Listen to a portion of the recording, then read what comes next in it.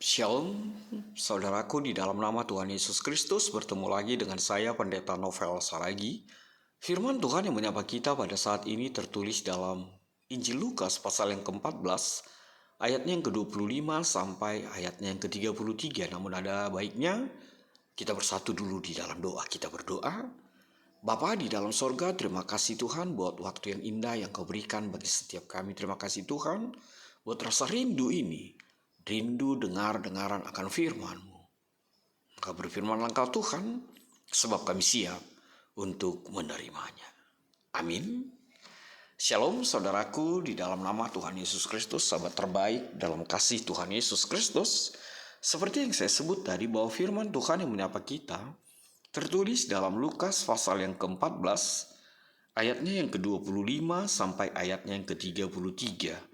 Begini firman Tuhan. Segala sesuatu harus dilepaskan untuk mengikuti Yesus. Pada suatu kali banyak orang berduyun-duyun mengikuti Yesus dalam perjalanannya.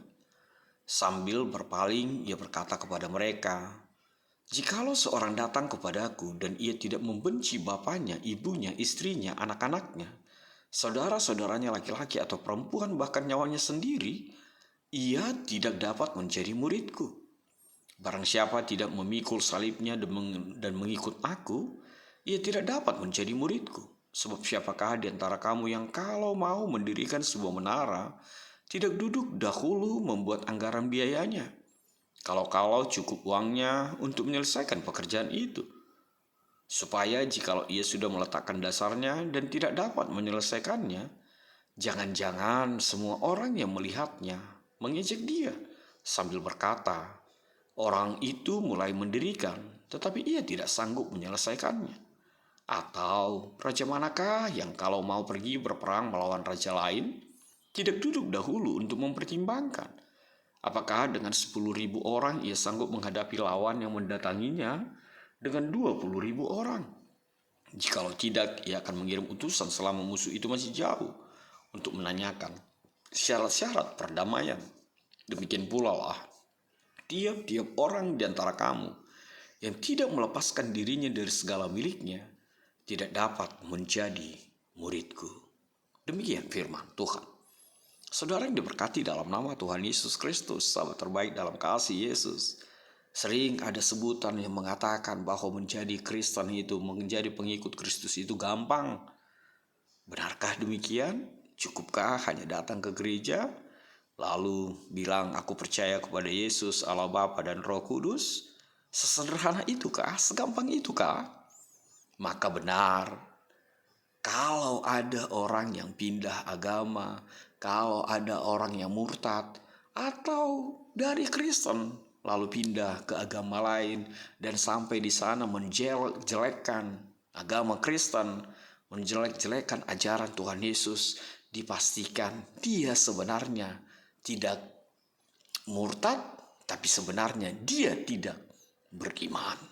Dia tidak menjadi pengikut Kristus, dia tidak pernah menjadi pengikut Kristus yang setia di tengah-tengah kehidupan kita. Maka wajarlah dia murtad, wajarlah dia meninggalkan apa yang dia lakoni.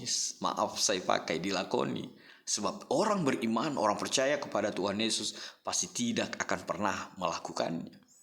Saudara yang diberkati dalam nama Tuhan Yesus Kristus, menarik sekali ketika firman Tuhan ini menyatakan pada suatu kali banyak orang berduyun-duyun mengikuti Yesus. Dan ini menjadi sebuah penegasan. Kenapa? Sebab sering sekali kita mengikuti Yesus itu bukan dilandasi oleh motivasi yang murni, bukan dilandasi oleh keinginan yang murni, bahwa kita mau ikut Yesus, bahwa kita mau menjadi muridnya, bahwa kita mau menjadi anaknya, bahwa kita mau menjadi pelaku-pelaku di dalam kebenaran firman Tuhan. Sebab sering justru yang terjadi seperti apa yang diberitakan oleh Nats ini sebelumnya.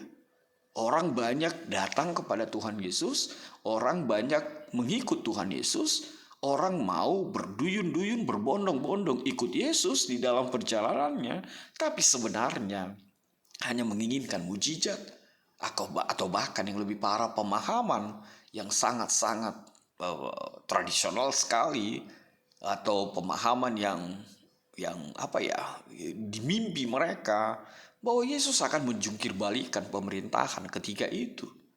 Jika mereka berharap dengan ikut Tuhan Yesus, mereka akan menjadi pribadi penguasa-penguasa menggantikan penguasa pada saat itu. Maka pentinglah Tuhan Yesus mengatakan, jikalau seorang datang kepadaku dan ia tidak membenci bapaknya, ibunya, istrinya, anak-anaknya, saudara-saudaranya laki atau perempuan, bahkan nyawanya sendiri, ia tidak dapat menjadi muridku. Saudaraku, dalam nama Tuhan Yesus Kristus, apakah Tuhan Yesus ingin mengatakan bahwa engkau harus membenci dulu bapamu, ibumu, istrimu, anak-anakmu, saudara-saudaramu, baru ikut Tuhan Yesus, baru benar menjadi pengikut Kristus, baru benar menjadi pribadi yang beriman dalam Kristus? Tidak. Tuhan Yesus tidak mengatakan bahwa kita harus membenci bapak, ibu, siapapun itu orang terdekat, lingkaran terdekat dengan kehidupan kita. Tapi hal yang mau dinyatakan oleh Tuhan Yesus adalah motivasi yang sebenarnya untuk ikut Tuhan Yesus itu di dalam kehidupan kita. Artinya apa? Tuhan Yesus mau mengatakan kepada kita, Tuhan Yesus adalah di atas segala-galanya. Artinya apa? Tuhan mau mengatakan bahwa pengikut Tuhan Yesus yang sejati itu adalah mematikan keegoannya, bahkan mematikan setiap hubungan apapun, bahkan yang terdekat sekalipun, di tengah-tengah dunia ini yang mencoba untuk mengikatmu, bahkan mempengaruhimu di dalam ikut Tuhan Yesus. Bahkan hubungan darah sekalipun, bahkan hubungan bapak, ibu, suami, istri, kekasih, atau apapun itu harus dinomorsekiankan, itu harus dibelakangkan, dan membuat Yesus segala-galanya di dalam kehidupan kita. Bahkan apapun konsekuensinya, itu sebabnya sehingga dikatakan bahkan nyawanya sendiri pun. Artinya apa? Ikut Tuhan Yesus itu bahkan bersiap, bahkan akan diperhadapkan dari kepada nyawa yang menjadi taruhannya. Bahkan Tuhan Yesus mengatakan, kalau dia tidak membenci, kalau dia lebih mencintai orang-orang terdekatnya daripada Tuhan Yesus, dia tidak dapat menjadi muridku. Masih juga berpikiran sederhana, masih juga berpikiran gampang untuk ikut Tuhan Yesus. Kalau Anda berpikir bahwa ikut Yesus, turut Yesus itu gampang, sederhana, maka saat ini itu terbantahkan. Lalu firman Tuhan mengatakan, barang siapa tidak memikul salibnya dan mengikut aku, ia tidak dapat menjadi muridku. Saudaraku, minggu lalu kita sudah disapa juga dengan kenyataan ini, dengan kekuatan ini, bahwa Tuhan Yesus mengatakan ada salib yang harus dipikul. Artinya ada beban, ada penderitaan, ada pergumulan yang harus kita pikul ketika kita turut Yesus, ketika kita menjadi pengikut Yesus dalam kehidupan kita. Tuhan Yesus bahkan mengatakan, pikul salib. Dan dikatakan salibnya, bukan salib Tuhan Yesus, sekali lagi salibnya. Setiap kita akan memikul salib, bahkan dipakai kata memikul. Bukan menjinjing, bukan mengangkat, tapi memikul. Artinya apa? Ketika kita bicara tentang beban dan itu diletakkan di pundak, itu dikatakan dipikul, itu berarti sesuatu yang berat, itu berarti sesuatu yang tidak gampang. Tapi Tuhan Yesus mengatakan sejak awal, barang siapa tidak memikul salibnya dan ikut Yesus, ia tidak dapat menjadi muridnya. Artinya apa? Tuhan Yesus juga sudah menegaskan kepada setiap kita bahwa terang dan gelap itu akan selalu bertentangan. Bahkan keinginan dunia ini akan selalu bertentangan dengan keinginan Tuhan Yesus. Bahkan anak-anak dunia ini akan sangat membenci pengikut atau anak-anak Tuhan Yesus dalam kehidupan kita. Maka Tuhan Yesus mengatakan dengan tegas, ikut Yesus itu harus mau pikul salib, sangkal diri, dan menjadi pengikutnya dan menjadi muridnya. Bahkan penting sekali Tuhan Yesus memperhadapkan dua perumpamaan ini di tengah-tengah kehidupan kita. Dikatakan, siapakah di antara kamu yang kalau mendirikan sebuah menara tidak duduk dahulu? Artinya ada sebuah pertimbangan, ada sebuah keberadaan yang harus dipikirkan matang, yang harus dilihat lebih lagi dengan kacamata iman kita. Bahkan dikatakan di ayat yang ke-30 dan ayat yang ke-31 diberi contoh perumpamaan lain. Apa mungkin seorang raja yang mau berperang tidak memperhitungkan lawannya? Artinya apa? Ada hal-hal yang akan selalu berhadapan. Ada hal-hal yang selalu kita tidak bisa prediksi, kita tidak bisa bayangkan akan terjadi di dalam mengikuti Tuhan Yesus. Itu sebabnya maka Tuhan Yesus memberikan tantangan itu, memberikan semacam sesuatu yang ingin menguji kita akan kesetiaan kita, mau ikut Tuhan Yesus, mau terus atau tidak di dalam kehidupan kita. Sebab sekali lagi Tuhan Yesus mau mengatakan, tidak gampang mendirikan benang basah itu, tidak gampang ikut Tuhan Yesus itu, tidak gampang untuk berkata, aku mau ikut Tuhan Yesus. Mungkin kalau berkata-kata, it's easy, itu gampang sekali. Tapi Tuhan Yesus mau lebih dari kata. Tapi Tuhan Yesus mau bahwa segala sesuatunya adalah di dalam nama Tuhan Yesus. Bahkan yang terakhir ayat 33 dikatakan, demikian pula lah tiap-tiap orang di antara kamu yang tidak melepaskan dirinya dari segala miliknya, tidak dapat menjadi milikku, tidak dapat menjadi muridku. Artinya apa? Bahkan segala sesuatu yang melekat di dalam kehidupan kita, itu kita harus lepaskan, itu harus kita buang, itu harus kita buat bukan lagi menjadi prioritas dalam kehidupan kita. Tapi Yesuslah semata-mata, tapi Yesuslah segala-galanya yang menjadi kuat kita di dalam kehidupan kita. Bukankah firman Tuhan berkata, di mana hartamu, di situ hatimu? Maka benarlah yang dikatakan oleh ayat yang ke-33 ini. Demikian pula lah tiap-tiap orang di antara kamu yang tidak melepaskan dirinya dari segala miliknya, tidak dapat menjadi muridku. Kalau Anda masih berpikir tentang kemewahan dunia ini, tentang jabatan di dunia ini, dan mendewakannya, menjadikannya segala-galanya bagimu, lihatlah kisah seorang jenderal itu. Dia sudah sampai hampir di puncak tertinggi. Hartanya banyak, posisinya, jabatannya banyak, dan segala sesuatunya.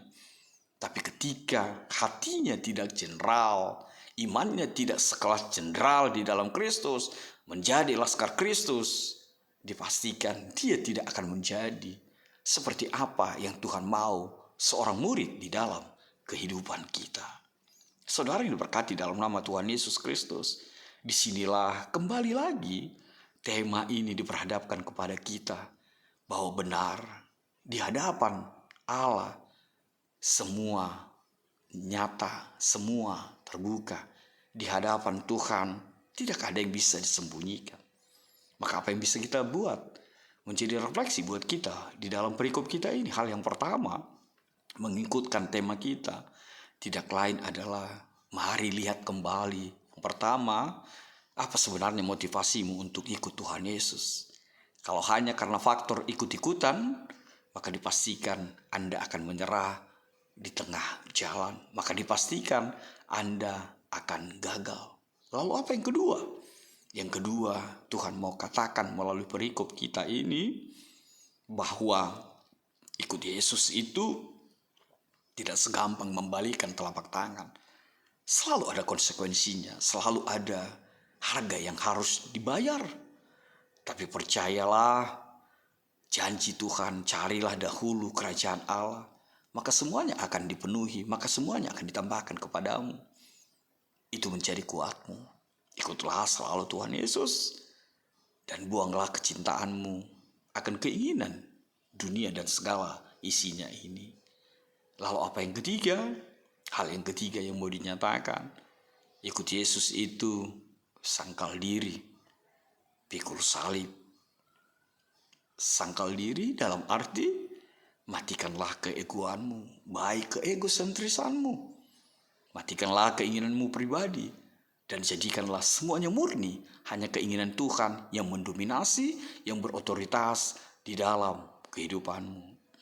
Hal yang keempat, kalau firman Tuhan mengatakan, di mana hartamu, di situ hatimu, maka jadikanlah Yesus menjadi hartamu. Sehingga hatimu selalu melekat kepada Tuhan Yesus. Amin. Kita bersatu dalam doa. Terima kasih Tuhan buat kebenaran firman-Mu. Biarlah firman-Mu menjadi kuat kami. Kami bangga, kami percaya bahwa ketika Engkau memilih kami juga akan Engkau berkati, memiliki kekuatan menjadi pengikut-Mu, pengikut yang setia, menjalani hari-hari kehidupan ini. Dalam kasih-Mu Tuhan Yesus, enyahkanlah virus-virus ini. Amin.